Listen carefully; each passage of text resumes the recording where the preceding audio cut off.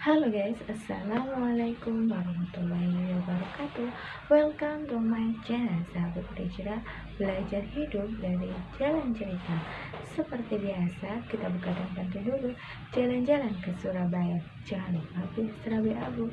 Jumpa lagi dengan Anda Ulika. Terima kasih sudah mampir di channelku. Kali ini spesial Maulid Nabi, kita akan membahas salah satu kisah inspiratif dan tokoh nomor satu di dunia. Siapakah dia?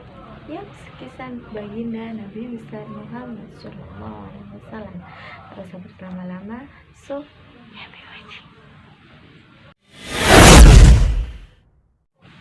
Nabi Muhammad SAW lahir pada hari Senin tanggal 12 Rabiul Awal tahun Gajah, tepatnya pada tanggal 20 April 571 Masehi.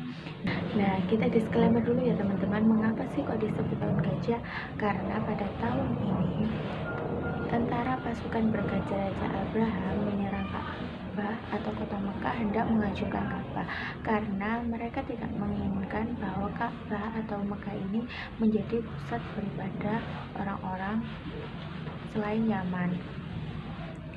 Namun atas kuasa Allah kemudian menurunkan pasukan burung-burung ababil yang membawa batu kerikil dari neraka yang kemudian dilemparkan pada pasukan bergajah tersebut, sehingga membuat mereka sama sekali tak berkutik hingga mereka kalah seperti daun-daun yang dimakan ulat. Ibu Nabi Muhammad SAW bernama Siti Aminah dan ayahnya bernama Abdullah. Namun pada saat kelahiran Nabi Muhammad SAW, ayahnya sudah terlebih dahulu meninggal dunia saat Nabi Muhammad berusia kurang lebih 7 bulan dalam kandungan Siti Aminah, hingga ia pun terlahir dalam keadaan yatim. Kelahiran Nabi Muhammad SAW disambut haru dan bahagia oleh kakeknya yang bernama Abdul Muthalib. Saat itu Abdul Muthalib merasa sangat bahagia, kemudian membawa Rasulullah ke kaki Ka'bah dan kemudian memberi bayi tersebut dengan nama Muhammad, yakni artinya yang dipuji atau terpuji, nama yang belum pernah ada sebelumnya. Sudah menjadi kebiasaan bangsa Arab saat itu bahwa ketika bayi yang baru lahir akan disusukan pada orang Badui atau orang-orang yang masih tinggal di pedalaman atau daerah yang jauh dari kota. Nah, saat itu Rasulullah atau Nabi Muhammad disusukan pada seorang wanita bernama Halimatus Sa'diyah, sehingga setelah menyusui Rasulullah, kehidupan Halimatus Sa'diyah pun semakin makmur, ternak-ternaknya menjadi gemuk, pokoknya barokah lah teman-teman. Nah, tahukah kalian bahwa Nabi Muhammad ketika kecil dadanya pernah dibelah oleh malaikat Jibril? Kok bisa? Kisah ini bermula ketika Nabi Muhammad saat itu masih kanak-kanak, sedang bermain bersama teman-teman sepermainannya. Kemudian malaikat Jibril datang dengan wujud seorang laki-laki, kemudian mengambil Nabi Muhammad dan membelah dada Nabi Muhammad. Teman-temannya yang merasa kaget lari terbirit-birit. Saat teman-temannya lari ini, malaikat Jibril kemudian membelah dada Nabi Muhammad dan mengeluarkan hatinya serta menaruhnya dalam bejana emas. Kemudian hati tersebut yang dimasukkan ke dalam bejana emas itu dicuci dengan air zam-zam oleh malaikat Jibril dan meletakkannya kembali kepada dada Nabi Muhammad. Hal ini dilakukan untuk membersihkan segala sifat-sifat kemanusiaan yang buruk pada diri Nabi Muhammad, sehingga Nabi Muhammad terlihat bersih dan suci. Setelah semuanya selesai, malaikat Jibril meletakkan hatinya itu pada dada Nabi Muhammad dan mengembalikannya seperti semula. Nah, di sisi lain, Halimatus Sa'diyah yang mendengar cerita dari teman-teman Nabi Muhammad merasa sangat khawatir, hingga ia langsung menghampiri Nabi Muhammad dan memeluknya dengan erat karena saat itu Nabi Muhammad dalam keadaan yang sangat pucat. Halimatus Sa'diyah memeluknya dengan lembut dan membawanya pulang. Peristiwa itu Halimah Sa'diyah semakin merasa khawatir sehingga ia memulangkan Nabi Muhammad kepada ibunya Siti Aminah. Disinilah kemudian Nabi Muhammad dirawat oleh keluarganya sendiri hingga suatu ketika ibunya meninggal saat perjalanan untuk berziarah ke makam ayahnya Abdullah, dan di perjalanan Siti Aminah ini meninggal dunia dan dimakamkan di daerah bernama Abdullah. Saat itu Rasulullah atau Nabi Muhammad ini masih berusia 6 tahun. Nah, sehingga saat usia 6 tahun ini Nabi Muhammad sudah yatim piatu.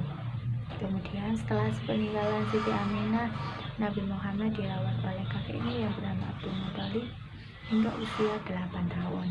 Setelah itu, belum lama diasuh oleh kakeknya, belum kering rasanya luka itu, ia kemudian ditinggal oleh kakeknya meninggal dunia. Saat inilah kemudian Nabi Muhammad dirawat oleh pamannya yang bernama Abu Thalib yang sudah menganggapnya seperti putranya sendiri. Sejak kecil Nabi Muhammad ini sudah terkenal baik budi pekertinya, jujur, luhur, hingga dia mendapatkan gelar Al-Amin atau artinya yang dapat dipercaya. Kemudian pada saat usia 12 tahun, beliau ini mengikuti pamannya untuk berdagang di negeri Syam. Ia berdagang pertama kali bersama pamannya Abu Thalib. Nah, pada saat perjalanan berdagang ini ada kejadian-kejadian aneh dan juga ajaib. Yang pertama, saat perjalanan itu mereka seperti rasanya dipayungi oleh awan. Yang kedua, barang dagangannya pun cepat habis. Dan ketika ia kemudian bertemu dengan pendeta Bukhairah yang mengatakan kepada Abu Thalib bahwa ponakannya ini kelak akan menjadi tokoh berpengaruh di dunia, maka lindungilah dia. Segeralah bawa pulang, karena jika orang Yahudi tahu, mereka akan mengejarnya. Pamannya Abu Thalib merasa sangat khawatir dan kemudian ia bawa ponakannya ini pulang ke Mekah. Khadijah merupakan istri pertama Nabi Muhammad SAW. Saat itu ia menikah dengan Nabi Muhammad ketika berusia 40 tahun. Sedangkan Nabi Muhammad saat itu berusia 25 tahun. Walaupun usia yang terpaut jauh, itu tak menghalangi keharmonisan di antara keluarga mereka. Kisah ini bermula ketika Khadijah ini mendengar bahwa Nabi Muhammad ini memiliki sifat yang sangat jujur, kemudian baik akhlaknya, kemudian ia pun menjadi tertarik pada Nabi Muhammad SAW. Ia kemudian menceritakan hal tersebut pada sahabatnya yang bernama Nafisah. Nafisah ini kemudian bilang kepada pamannya Nabi Muhammad yang bernama Abu Thalib bahwa Khadijah ini mengagumi keponakanmu. Kemudian Abu Thalib pun menanyakan hal tersebut pada Nabi Muhammad, dan ternyata Nabi Muhammad pun juga menyukai atau mengagumi Khadijah, sehingga lamaran pun terjadi dari pihak Nabi Muhammad yang dipimpin Ali bin Abi Thalib ke Khadijah. Namun Ali bin Abi Thalib sebenarnya sudah mengatakan bahwa Nabi Muhammad ini bukanlah orang yang berharta, ia ini sederhana. Kemudian Khadijah pun tidak menyesalkan hal tersebut. Ia mau menerima Khadijah apa adanya karena ia sangat tertarik pada akhlak mulia dari Nabi Muhammad SAW, tertarik pada kepribadiannya yang luar biasa. Hingga cerita mereka pun kemudian menikah, hidup bahagia dan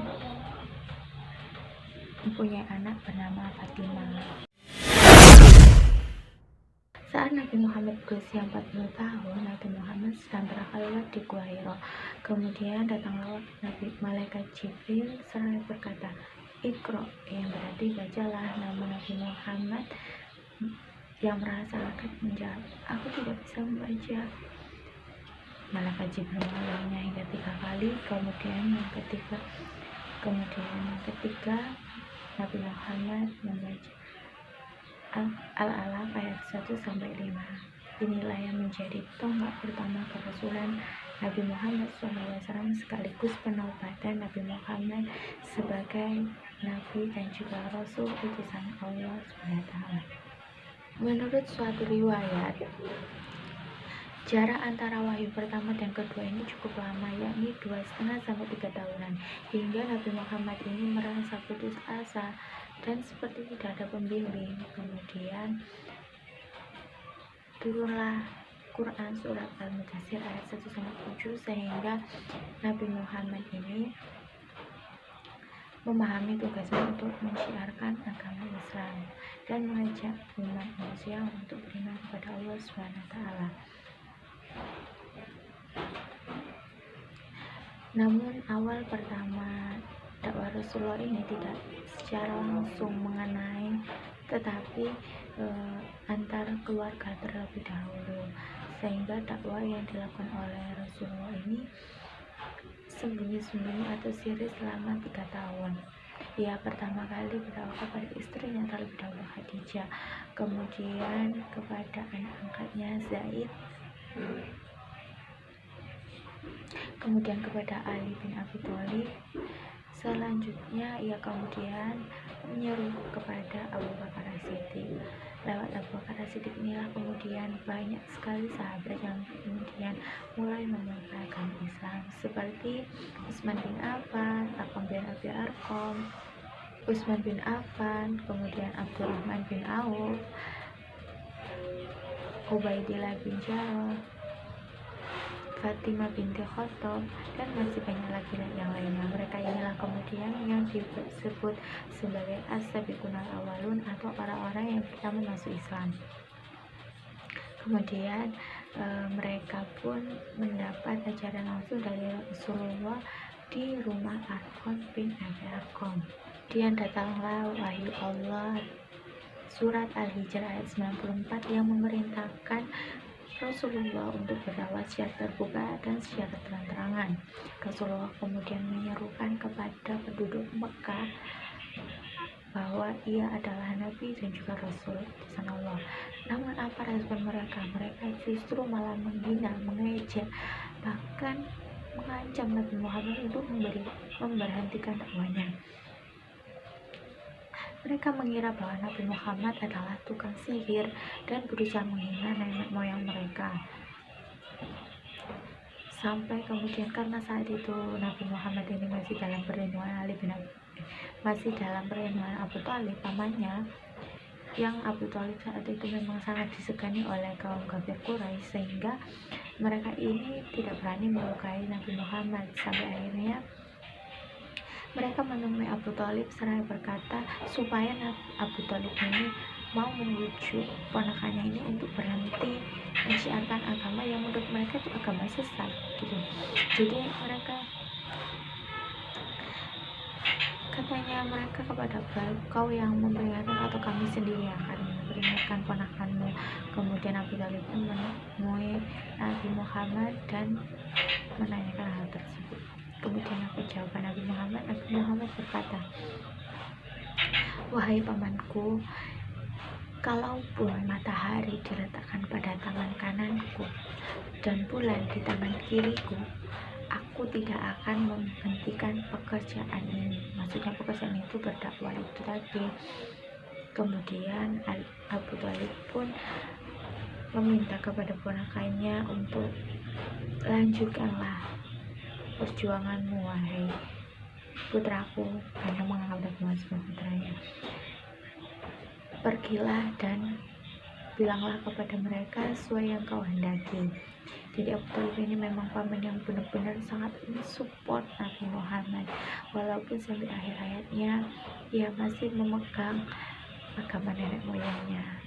Karena kepribadian Nabi Muhammad yang sangat baik, keramahan Islam, sehingga satu persatu orang-orang Arab ini mulai memeluk agama Islam. Namun orang Quraisy justru malah menyiksa pengikut Nabi Muhammad SAW.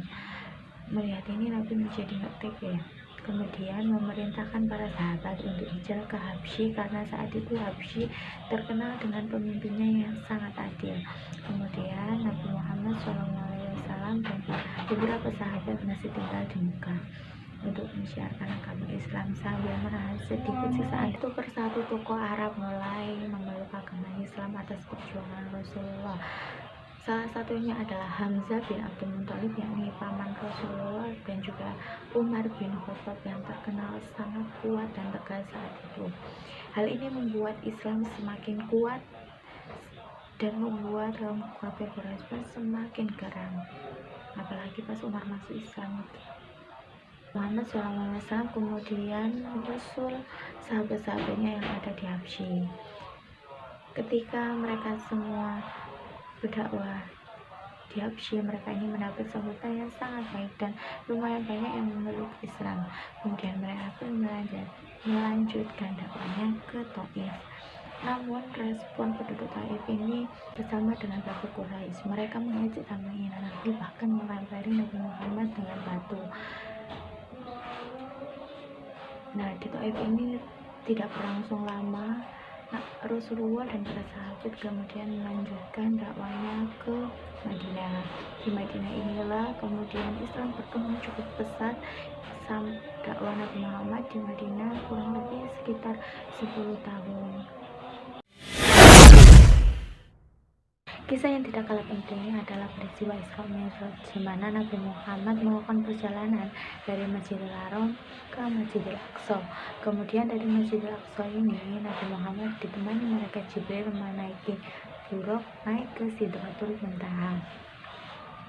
Peristiwa Isra Mi'raj ini bukan hanya Allah menunjukkan kebesarannya kepada Nabi Muhammad, melainkan juga sebagai hiburan kepada Nabi Muhammad setelah beliau ini merasa sangat sedih karena ditinggal oleh orang-orang yang berpunya seperti Abu Thalib dan juga Khadijah. Hingga tahun tersebut menjadi tahun kesedihan bagi Nabi Muhammad, sehingga disebut sebagai Am-Huzni, yang berarti tahun kesedihan. Di mana saat peristiwa Isra Mi'raj ini Nabi Muhammad ditunjukkan pemandangan surga, pemandangan neraka, kuburan wangi seperti kuburan Siti Masyidah, dan masih banyak lagi. Juga dalam yang tak kalah pentingnya adalah perintah sholat 5 waktu. Nabi Muhammad juga bertemu dengan Nabi-Nabi terdahulu di lapisan langit. Kemudian saat di Sidratul Muntaha, Rasulullah bertemu langsung dengan Allah Subhanahu wa Ta'ala. Disinilah pokok dari kejadian Isra Mi'raj, di mana diturunkannya perintah sholat 5 waktu. Sebenarnya awalnya itu 50 waktu, namun kemudian saat Nabi Muhammad tidak kembali dan bertemu kepada Nabi Musa pun menyarankan kepada Rasulullah, mintalah keringanan pada Tuhanmu, umatmu tidak akan mampu melakukan sholat sebanyak itu. Rasulullah kemudian mendengarkan saran dari Nabi Musa. Kemudian Rasulullah kembali ke Sidratul Muntaha dan meminta keringanan. Kemudian berkurang menjadi 45 waktu. Kemudian Rasulullah turun lagi, bertemu Nabi Musa lagi. Hal yang sama pun terjadi berulang-ulang sampai perintah sholat itu berkurang menjadi 5 waktu saja. Ketika 5 waktu ini, Nabi Musa pun masih menyarankan Rasulullah untuk meminta keringanan kepada Allah SWT. Namun Rasulullah merasa malu karena dari tadi kan Rasulullah itu minta keringanan terus ya, sampai tinggal 5 waktu, dari yang 50 waktu menjadi 5 waktu. Kemudian Rasulullah menerima perintah sholat tersebut. Itulah sejarah dari perintah sholat 5 waktu sehari semalam. Sepulangnya dari peristiwa Isra Mi'raj, Rasulullah ini menceritakan hal tersebut kepada kaum kafir Quraisy. Namun mereka sama sekali tidak mempercayainya. Mana mungkin hal tersebut terjadi dalam waktu sehari semalam. Kemudian mereka menemui Abu Bakar dan menceritakan bahwa kejadian tersebut. Kemudian Abu Bakar bertanya, dari siapa kau mendengar cerita tersebut? Dari Rasulullah, wahai Abu Bakar. Jika hal tersebut Rasulullah yang berkata, maka benar adanya. Nah, dari sini Abu Bakar lah orang pertama yang percaya kejadian peristiwa Isra Mi'raj. sehingga beliau mendapat julukan As-Siddiq yang berarti membenarkan, dan melekat pada namanya yakni Abu Bakar As-Siddiq yang membenarkan. Setelah peristiwa Fathul Mekah, Rasulullah melakukan haji wada yang berarti haji perpisahan, di mana haji wada ini merupakan haji terakhir Rasulullah bersama para sahabat. Saat ini kaum muslim sudah sangat lumayan banyak. Mereka semua sangat bahagia bisa melakukan haji bersama Rasulullah SAW. Kemudian saat haji wada ini Rasulullah kemudian menyampaikan wahyunya yang terakhir yakni Quran surat Al-Maidah ayat 3 yang kurang lebih artinya seperti ini. Telah kusempurnakan nikmatmu atasmu dan telah kuridhoi Islam sebagai agamamu. Mendengar hal ini, sahabat merasa terdiam dan Abu Bakar justru malah yang menangis terisak-isak. Seakan-akan Abu Bakar ini merasa bahwa Rasulullah ini akan meninggalkan mereka. Setelah peristiwa haji wada itulah kemudian Rasulullah menderita sakit selama kurang lebih 3 hari. Saat sakit ini Abu Bakar yang menggantikan Rasulullah menjadi imam sholat. Sebenarnya Abu Bakar tidak mau, namun para sahabat meminta agar Abu Bakar untuk menjadi imam sholat. Ketika Abu Bakar ini mundur, Rasulullah yang dari rumahnya mendarat tersebut mensyaratkan agar Abu Bakar ini tetap melanjutkan sholatnya dan mengimami para sahabat. Abu Bakar pun kemudian mengikuti Rasulullah dan menjadi imam sholat tersebut. Sebelum Rasulullah wafat, Rasulullah ini juga pernah bilang bahwa telah kutinggalkan 2 pusaka kepada kalian. Jika kalian tetap berpegang teguh pada kedua pusaka itu, niscaya kalian akan selamat. 2 pusaka itu adalah Al-Quran dan juga hadis. Hingga kemudian pada hari Senin tanggal 12 Rabiul Awal, tepatnya tahun 11 Hijriah, Rasulullah baginda kita Nabi besar Muhammad SAW menghembuskan nafas terakhirnya pada usia 63 tahun. Yaps, itu tadi kisah dari tokoh nomor 1 di dunia dan tokoh yang sangat menginspirasi bagi kita semua. Sampai sekarang jutaan bahkan miliaran orang pun masih terus membaca sholawat kepada Nabi Muhammad SAW. Terima kasih sudah menonton video ini. Semoga dapat menambah wawasan kita semua. Jangan lupa like, komen, dan subscribe-nya. Mohon maaf bila ada salah kata. Wassalamualaikum warahmatullahi wabarakatuh.